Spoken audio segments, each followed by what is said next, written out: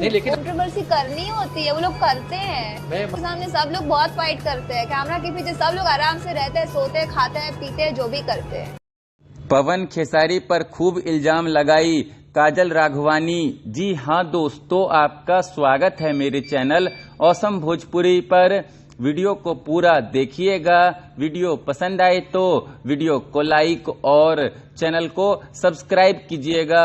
दोस्तों, काजल राघवानी लगातार इंटरव्यू दिए जा रही है और तरह तरह के इल्जाम खेसारी जी पर लगा रही है हर एक इंटरव्यू में। वहीं किसी किसी इंटरव्यू में काजल राघवानी पवन सिंह पर भी कई तरह के इल्जाम लगा रही है। और हाल ही में उन्होंने एक नेशनल मीडिया यूट्यूब चैनल को एक इंटरव्यू दिया जिसमें वो बोल रही थी कि पवन सिंह और खेसारी लाल यादव उन दोनों को कंट्रोवर्सी करनी होती है और वो लोग करते हैं। कैमरे के सामने वो लोग खूब फाइट करते हैं और कैमरे के पीछे सब लोग आराम से रहते हैं, खाते हैं, पीते हैं, जो करना होता है वो करते हैं।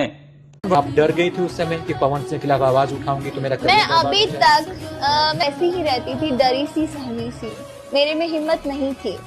साथ ही इस इंटरव्यू के दौरान पत्रकार ने उनसे पूछा कि आप खेसारी के साथ प्यार में अंधी थी, पर आप पवन के खिलाफ तो आवाज उठा सकती थी कि इस आदमी ने आज मुझसे किस मांगा। आप डर गई थी उस टाइम कि पवन के खिलाफ आवाज उठाऊंगी तो मेरा करियर बर्बाद हो जाएगा। दोस्तों, इसका जवाब देते हुए काजल राघवानी ने कहा कि मैं अभी तक ऐसी ही रहती थी, डरी सी, सहमी सी, मेरे में हिम्मत नहीं थी। दोस्तों, आप लोग काजल राघवानी के इन बयानों को कैसे देखते हैं, कमेंट करके जरूर बताइएगा।